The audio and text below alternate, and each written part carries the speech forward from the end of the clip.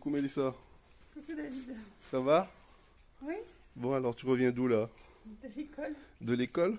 Bon tu as déposé nos petits monstres à l'école? Mon petit ange. Ça va? Oui, ça Bon, va. le temps il est meilleur que hier hein? Ah, il fait même chaud, regarde, j'ai enlevé la veste, c'est très beau. Ouais, je vois, t'es toute belle hein.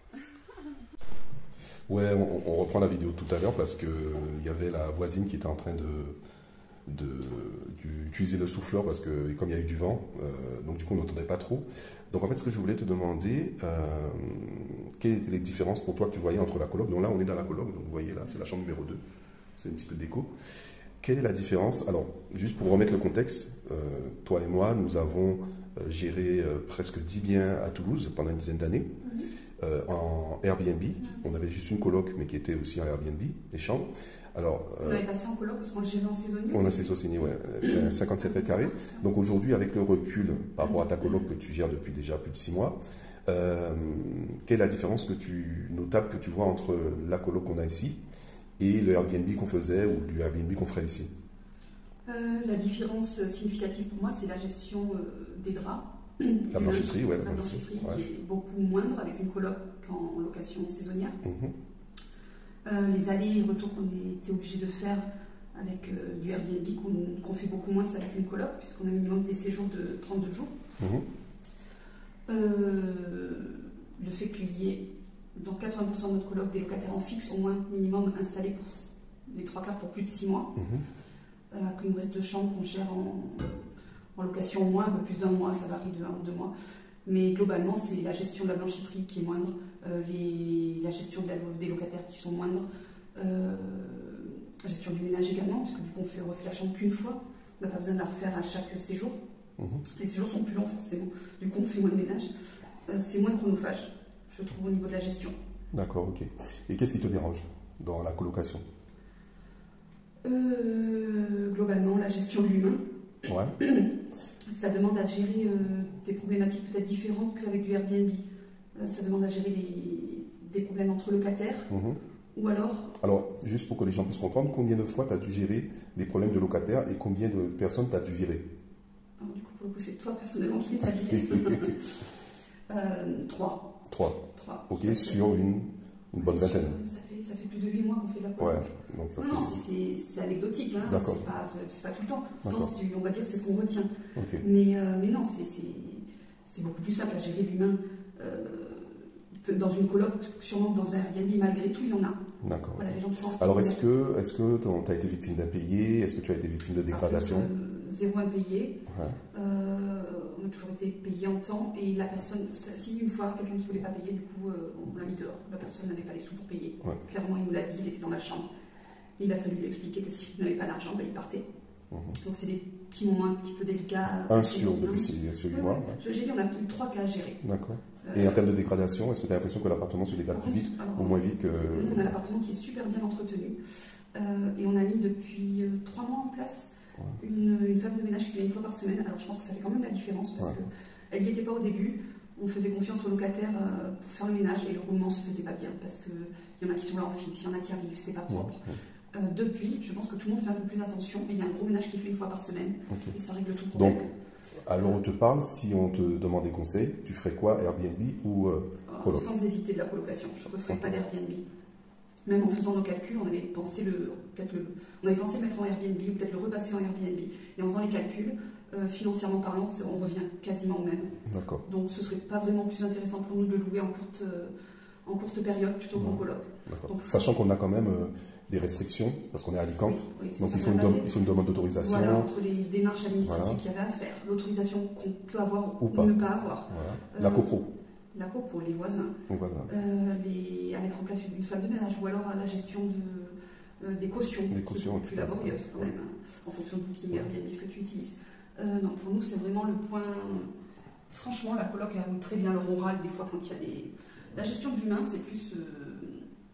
il manque des sacs poubelles, mais un tel...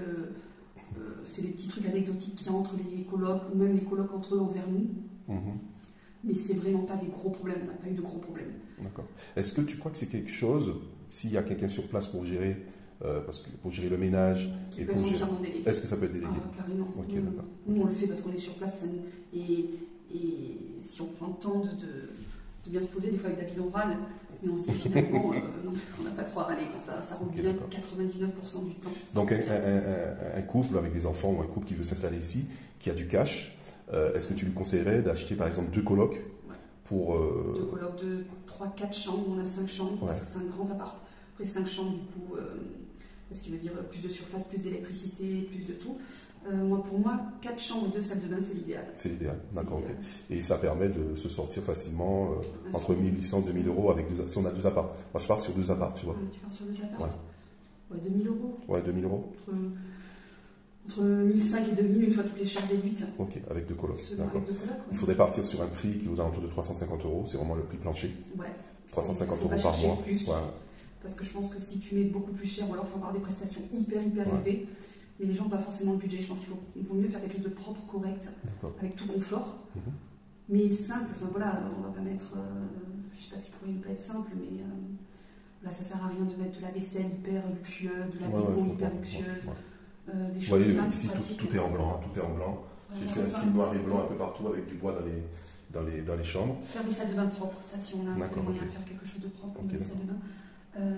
Et 350, entre 300 et 350 euros selon la localisation. Ok, d'accord. Sachant qu'on peut louer plus, mais moi je pars vraiment sur cette base-là pour ne pas raconter n'importe quoi aux gens. On peut louer plus, mais les gens sont peut-être tentés au bout d'un moment d'aller chercher peut-être moins cher parce que le budget ne suit pas. Sûrement. Je pense que quand ils ont un budget qu'ils peuvent assumer, qu'ils se sentent bien dans la coloc, ça fidélise, mais ça fait.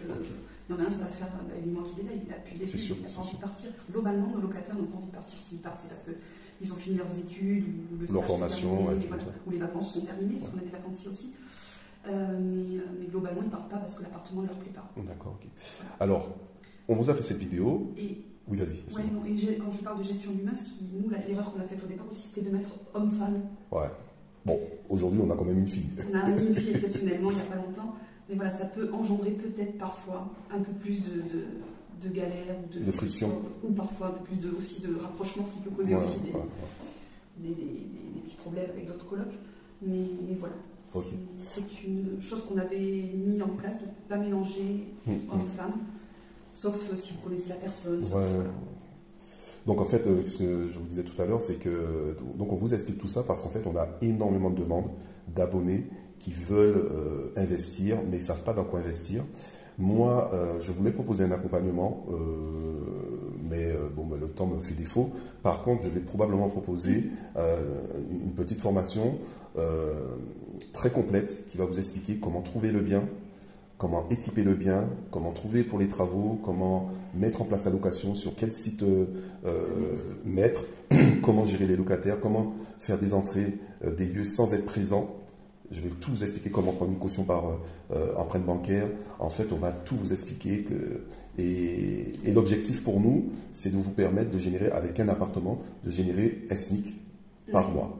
Et la coloc, pour nous, je pense que tu es d'accord David, nous semble le bon moyen entre du Airbnb, de la colocation et de la location classique. Voilà. Parce que de la location classique, tu as le risque d'impayé, tu as forcément une famille, parce que c'est des grands apparts. Tu gagnes moins d'argent, ça c'est un fait, et tu as le risque d'impayé. Colocation, tu gagnes plus d'argent, les locataires, ça reste un budget qui est accessible pour beaucoup de monde, donc il y a beaucoup de demandes, ça aussi. Ça c'est important. La demande est là. Et chose importante, avec ce que nous on a mis en place, vous n'avez pas de risque d'être squatté, vous n'avez pas de risque d'impayé. Ça c'est super important, vous êtes sûr que vous allez être payé en temps et en heure. Et tout est carré, tout est carré. Donc, on peut rentrer dans l'appartement à n'importe quel moment. Vous voyez que là, il y a des sites connectés ici. Vous voyez, pour toutes les chambres.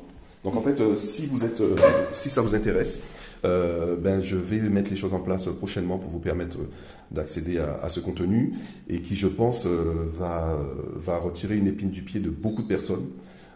Parce que vous ne pouvez pas venir en Espagne, sauf si vous avez 1 million, 750 000 euros placés en bourse. Si vous ne l'avez pas, avec facilement 300 000 euros, vous pouvez très facilement acheter 2 colocs en Espagne et vous générer des revenus qui ne seront pas passifs. Je ne veux pas raconter n'importe quoi. Ce n'est pas passif, mais c'est beaucoup moins chronophage. Mais ça peut en témoigner. On y va en moyenne 2 fois par mois maintenant. Voilà. Une fois que tout est mis en place, ça va faire 2 fois par mois, à moins qu'il y ait un truc exceptionnel à gérer, mais en général, c'est 2 fois par mois. Même s'il fallait y aller 1 fois par semaine, c'est pas voilà, parce qu'on n'est pas toute la journée. C'est sûr. Mais là, on est arrivé à 10h25. On est resté là pour faire la vidéo, mais là, finalement, on va partir. On va partir en tout et pour tous. Si tout s'était passé correctement, on aurait passé 10 minutes dans l'appartement. C'est Voilà. généralement ce qu'on y passe quand on fait le ménage, mais pour le ménage. Le ménage d'une chambre, ouais. On s'est gardé le ménage d'une chambre. On ne fait pas les parties communes. Voilà, on ne fait pas les parties communes, ouais. Et les draps, la gestion de Et la gestion des draps, voilà. C'est le truc qu'on a géré. Donc, quelque chose que vous pouvez déléguer hein, à la fille de ménage. On aurait très bien pu déléguer. Mais comme nous, on veut garder quand même un œil sur l'état de l'appartement, on préfère venir une fois tous les 15 jours. Oui, ça ne me dérange pas. Comparé à ce que j'ai connu avant, c'est des vacances. Ok, bon, ben écoutez, je vous dis très très bientôt. J'espère que la vidéo vous a plu. Partagez-la. Et si vous avez envie de comprendre comment on a mis ça en place, alors juste pour vous donner une anecdote quand même, nous sommes arrivés en juillet et en septembre on avait l'appartement et en février il a été mis en location. Donc on pourra vous expliquer comment on a fait tout ça et sachant qu'on ne connaissait personne. Et donc ça veut dire que nous, si vous êtes sur la région d'Alicante et Elche par exemple, même Murcia, nous on a suffisamment de contacts aujourd'hui avec des artisans et des prestataires pour que vous puissiez faire ça en 2 fois plus vite. Voilà, voilà. Ok, allez, à très bientôt, ciao, ciao.